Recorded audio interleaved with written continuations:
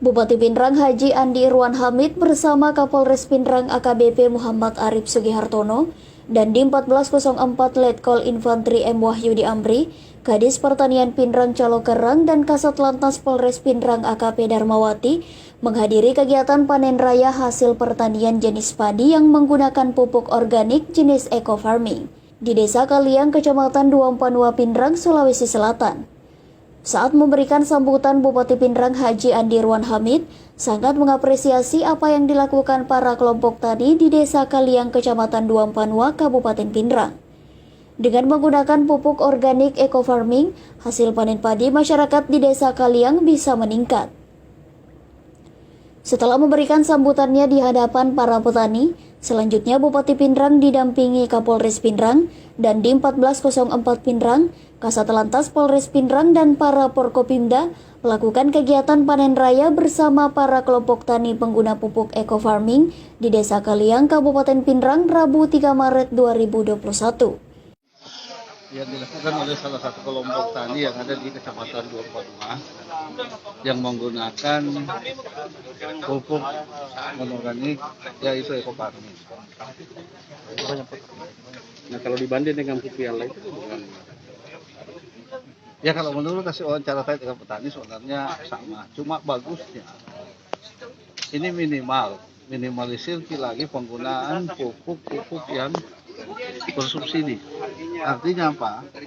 Kadang-kadang ada kelangkaan pupuk yang ada di wilayah kita. Nah, kalau sudah mulai menggunakan pupuk yang non-organik seperti ini kan sudah minimalisir kelangkaan pupuk yang ada. Oke, ini bagus dengan cuaca ekstrim sekarang.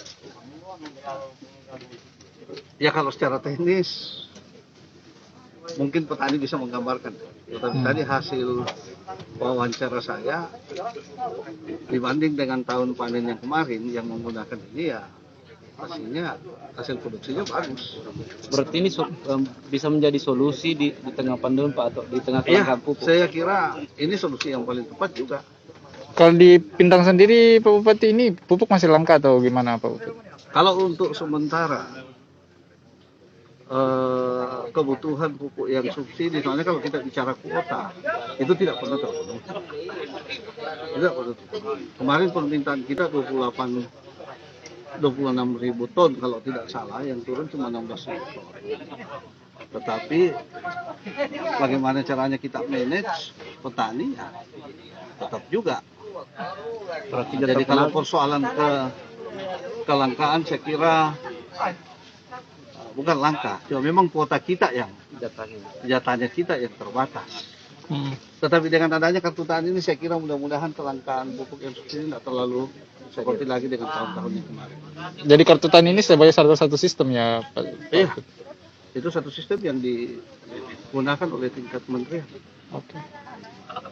Tapi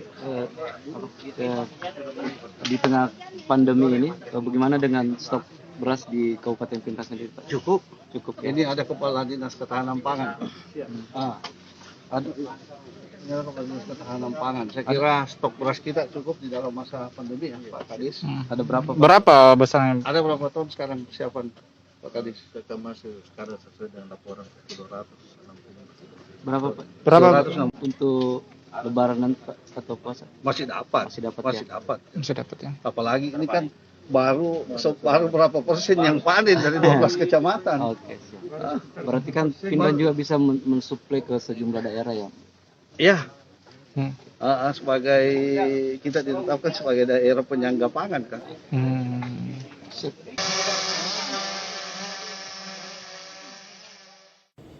Usai melaksanakan kegiatan panen raya bersama para kelompok tani pengguna pupuk organik eco farming, Bupati Pindrang melanjutkan kegiatan dengan mengunjungi lokasi penggilingan hasil panen di pabrik penggilingan padi dan uji coba beras hasil panen padi menggunakan pupuk eco farming. Salam sinergi, hari ini tepatnya hari Rabu, kita berada di Desa Cacabala, TK Bata Pindrang untuk melakukan panen perdana yang sudah menggunakan pupuk organik super aktif eco farming dari PT BES Bandung. Alhamdulillah, puji syukur kehadirat Allah Subhanahu wa taala, berkat menggunakan eco farming, sawah milik Bapak Haji Abdullah ini duluan panen dari tetangga sebelahnya, Bapak Ibu. Ya, walaupun sebelahnya duluan menanam, tapi beliau lebih cepat panennya berkat menggunakan pupuk organik superaktif eco farming. Nah, kandungan dari pupuk organik superaktif eco farming ini terdapat 13 unsur hara, yaitu unsur hara makro, mikro, dan sekunder. Jadi sudah sangat lengkap sekali kandungannya di dalam pupuk ini. Nah, ini juga fungsinya untuk meningkatkan hasil panen, meningkatkan unsur hara tanah, sekaligus mempercepat panen dan meningkatkan hasil produksi panen kita, Bapak Ibu. Ya, itu sangat biasanya dengan menggunakan eco farming. Dan ini juga pupuk yang ramah lingkungan karena dia organik, jadi sangat aman sekali buat kesehatan kita nantinya.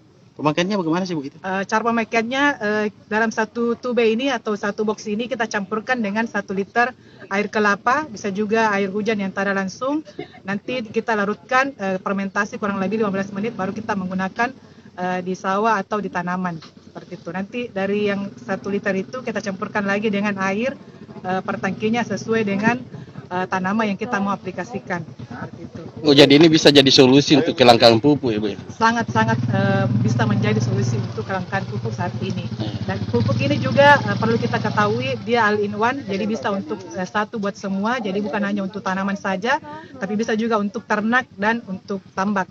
Kalau sawah seluas ini Bu, berapa tube ya? Kalau untuk 1 hektar kita memulai dari pemupukan dasar, dari lahannya dulu, itu kita menggunakan 10 tube, jadi 6 untuk lahan, 4 untuk padinya, seperti itu.